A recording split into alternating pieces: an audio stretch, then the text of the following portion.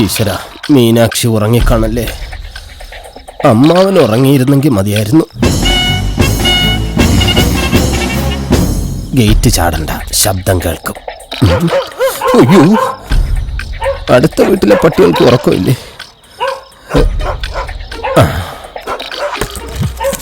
ഇത് വെച്ച് കയറാം.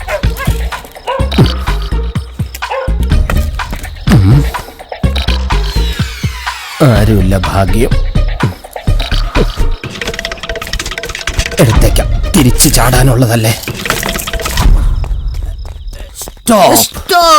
മിസ്റ്റർ ബ്രൂണോ, സെർച്ച് ചെയ്യൂ. ബോസേ, ദേവൻ. അതെ, ഇവൻ നമ്മളൊക്കെ വലിയ കളഞ്ഞാണെന്ന് തോന്നുന്നു. കണ്ടില്ലേ മോഷ്ടിക്കാൻ കയറിക്കണത്? That is another matter. എന്നാൽ ഇവൻ ഈ മതിലെങ്ങനെ ചാടി? ബോസ്, ഇവൻ മതിൽ ചാടിയെങ്കിൽ നമുക്ക് ഗേറ്റ് ചാടാം. നോ, അമ്മ ലോങ് ജമ്പ് ചാടിയാൽ മകള് ഹൈ ജമ്പ് ചാടുമെന്നല്ലേ ശാസ്ത്രം. പിന്നെ നമ്മൾ എന്ത് ചെയ്യും? സമയമുണ്ടല്ലോ, നമുക്ക് പ്ലാൻ ചെയ്യാം. അതിനു മുമ്പ് അവൻ രക്ഷപ്പെട്ടാൽ നമ്മൾ വീണ്ടും പ്ലാൻ ചെയ്യുന്നു. പ്ലാനിങ്ങിനൊന്നും കുറവില്ലല്ലോ.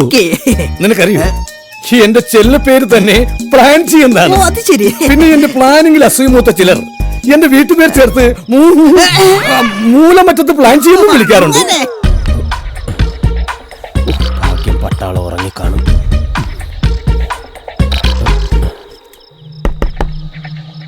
മീനാക്ഷി,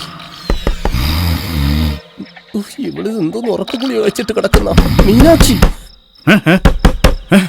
മീനാക്ഷി, ഇനി പുറകോശത്തെ റൂമിലെങ്ങാനാണോ മീനാക്ഷി?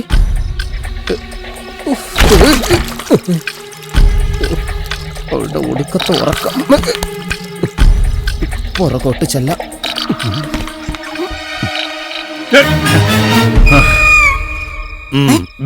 ബണ്ണ, ഈ പാതിരാത്രിക്ക് എവിടെ കിട്ടാനാണ്? തിന്നന ബെന്നല്ല, ബെൻ കുഞ്ഞിക്കാൻ. അയ്യോ, ഇതാണല്ലേ ബോസിന്റെ മൂലവിട്ടത്തെ പ്ലാനിങ്. എവിടെയാണ്?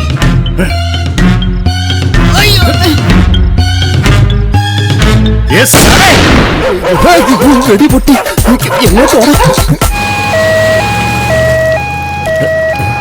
ആംബുലൻസ്.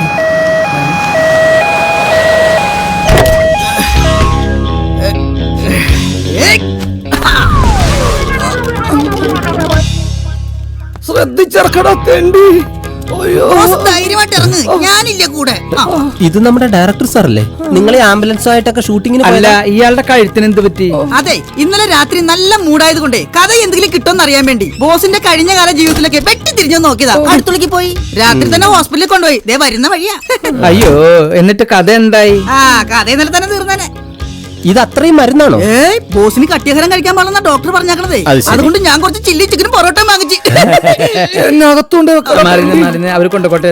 സൂക്ഷിക്ക് സൂക്ഷിക്ക്, ചില്ലി ചിക്കൻ പോകും. നല്ല ശിഷ്യനല്ലേ? ബോസിന്റെ ഭക്ഷണ കാര്യത്തിലൊക്കെ എന്ത് ശ്രദ്ധയാ. അതെ, അതുപോലെ കഴുത്തും പൊതിഞ്ഞു കെട്ടി ആംബുലൻസിൽ വന്നിറങ്ങണം നിനക്ക്. പെട്ടെന്ന് റെഡി ആവടാ. ആ ദാസപ്പൻ 8 മണിന്ന് അടിക്കുമ്പോ ഇങ്ങെത്തും. അവന്റെ മുമ്പിൽ ചെന്ന് പെട്ടെന്ന് നമ്മൾ ഈ നിമിഷം വീട്ടിൽ നിന്ന് ഇറങ്ങേണ്ടി വരും. ഞാൻ എപ്പോഴേ റെഡി. ആധാരം വെച്ചിട്ടുള്ള കളി വേണ്ടാന്ന് ഞാൻ നിന്നോട് അന്നേ പറഞ്ഞതല്ലേ. ചിറ്റപ്പ ദാസപ്പൻ. ദാസപ്പന്റെ അപ്പൻ. അങ്ങോട്ട് നോക്കൂ. ദാസപ്പന്റെ അച്ഛൻ എന്റെ ഇളയച്ചന്റെ കൂടെ പഠിച്ചു എന്ന് ഞാൻ പറഞ്ഞപ്പോ ഇവൻ പറയാണ് അല്ലാന്ന്. അത് പോട്ടെ, എന്താ ഇത്ര നേരത്തെ? 7 മണിയല്ലേ ആയുള്ളൂ. 7 മണി കഴിഞ്ഞാൽ നിന്റെ ഒക്കെ പൊടി പോലും ഇവിടെ കാണുകയല്ലെന്ന് ഈ ദാസപ്പൻ അറിയാം. എടാ മക്കളെ, അകത്തോട്ട് കയറിയ സാധനമൊക്കെ വലിച്ചെറിയടാ. അതെ ദാസപ്പേട്ട, നീ അങ്ങോട്ട് ചേർന്ന് എന്ന് പറയടാ. നീ പല്ല് തേച്ചതല്ലേ? എന്റെ പൊന്ന് ദാസപ്പേട്ട, അവരോട് വേണ്ടാന്ന് പറ. പണം ഒന്നും ശരിയായില്ല. ഒരു 10 ദിവസത്തെ അവധി കൂടി തരണം.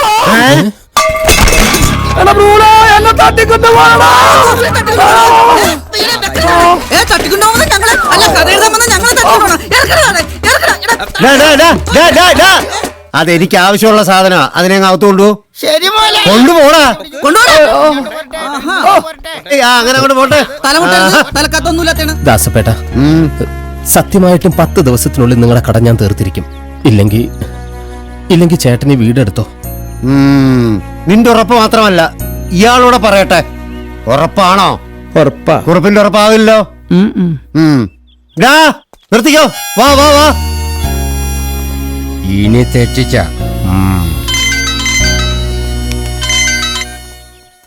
ഹലോ, അതെ. ആ, എന്താ എന്ത് പറ്റി? നമ്മുടെ ദേവനെ പോലീസ് അറസ്റ്റ് ചെയ്തു.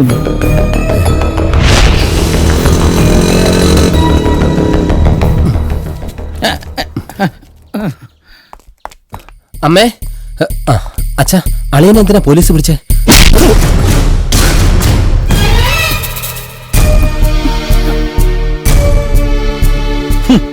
എന്തിനാ പോലീസ് പിടിച്ചതെന്ന്? എന്ത് തെറ്റാടാ നിന്നോട് ഇവള് ചെയ്തത്? നിനക്ക് പണയം വെക്കാൻ ഇവളുടെ സ്വർണം തന്നതോ, അതോ എല്ലാവരും നിന്നെ കുറ്റം പറയുമ്പോഴും ഞാൻ നിന്നെ സ്നേഹിച്ചതോ?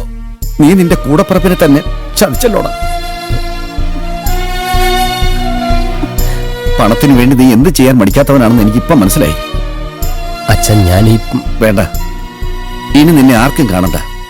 ഓ, എവിടെയെങ്കിലും പോയി ചത്തോ. നീ രൂപ കടം ചോദിച്ചപ്പോ ദേവേട്ടൻ തന്നെ വള കൊടുത്തോളാൻ എന്നോട് പറഞ്ഞേ. ചേച്ചി, മുക്ക് പണ്ടോണ് നീ തന്നെന്ന് പറഞ്ഞിരുന്നെങ്കിൽ ആ വള വിൽക്കാൻ ഞാൻ ദേവേട്ടന് കൊടുക്കില്ലായിരുന്നു. അവൻ ഇഷ്ടമുള്ളപ്പോ തരട്ടെ, എന്നോട് ചോദിക്കണ്ടെന്നും പറഞ്ഞു. എന്നിട്ടിപ്പോ നീ കാരണം ദേവേട്ടൻ കള്ളനായി. ഇവളുടെ ജീവിതം കൊണ്ട് നീ കളിച്ചത്. നിന്റെ കുരുത്തക്കെട്ടിനൊക്കെ കൂട്ടു നിൽക്കുന്ന നിന്റെ അച്ഛനോടെങ്കിലും സത്യം പറയായിരുന്നില്ലേ? അതെങ്ങനെ കുടുംബത്തിന് മാനക്കേട്ടുണ്ടാക്കാൻ മാത്രം ജനിച്ചതല്ലേ നീ? ഞാൻ മനസ്സ് നൊന്ന് ശപിക്കുന്നതിന് മുമ്പ് എങ്ങോട്ടെങ്കിലും ഇറങ്ങി പോടാ, പോകാൻ.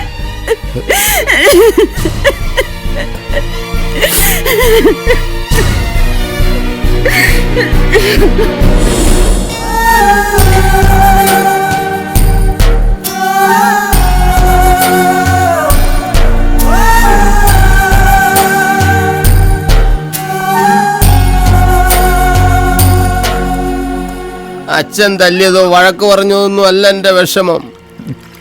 പിന്നെന്താ നിന്റെ വിഷമം? 7-8 വർഷമായിട്ട് എന്റെ അളിയനോടൊരു നല്ല വാക്ക് പോലും ഞാൻ പറഞ്ഞിട്ടില്ല. അതാണോ നിന്റെ വിഷമം? അതല്ല, ഞാൻ അറിയാതെ എന്റെ അളിയൻ എന്നെ സഹായിക്കുന്നു എന്ന് അറിഞ്ഞപ്പോ. നിന്നെ സഹായിച്ചതിന് നിന്റെ അളിയനല്ലേ വിഷമം ഉണ്ടാവേണ്ടത്. നീ എന്തിനാ വിഷമിക്കണേ? അതൊക്കെ ശരി തന്നെ. എന്നാലും ചിറ്റപ്പ, ഞാൻ കാരണം എന്റെ അളിയൻ അകത്തായില്ലേ? അതൊക്കെ ഓർക്കുമ്പോ. എടാ, കെട്ടി തൂങ്ങി ചാവാൻ പോയവൻ കയറ് പൊട്ടി താഴെ വീണു. അത് അവന്റെ തലയിലെഴുത്ത്. നിന്റെ അളിയന് പോലീസ് സ്റ്റേഷനിൽ കയറാനുള്ള സമയം ഇപ്പോഴായത്. അത് അയാളുടെ തലയിലെഴുത്ത്. ചിറ്റപ്പന്റെ ഈ ഉദാഹരണം നിർത്തുന്നുണ്ടോ? എവിടുന്നെങ്കിലും കുറച്ച് രൂപ ഉണ്ടാക്കി കടങ്ങളെല്ലാം തീർക്കാതെ ഞാനിനി വീട്ടിലേക്ക് പോവില്ല. അയ്യേടാ മണ്ട, കടമൊക്കെ തീർന്നാ പിന്നെ എന്തിനാടാ വീട്ടിൽ പോണേ? നമുക്ക് പിന്നെ ആരെയും പേടിക്കാതെ നെഞ്ചും വിരിച്ച് റോട്ടിൽ കൂടെ അങ്ങടും ഇങ്ങടും നടന്നൂടെ?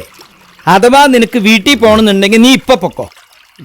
എന്റെ ചെറിയ അറിവിന്റെ വെളിച്ചത്തിൽ ഞാൻ പറഞ്ഞു എന്നേ ഉള്ളൂ. ഏതായാലും ചിറ്റപ്പൻ ഭാഗ്യവാന.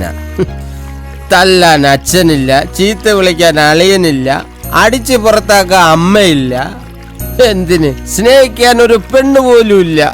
എന്തിനാടാ അധികം? ഇതിനെല്ലാത്തിനും കൂടി നീയൊരു കുരിശുണ്ടല്ലോ, അതുപോലെ.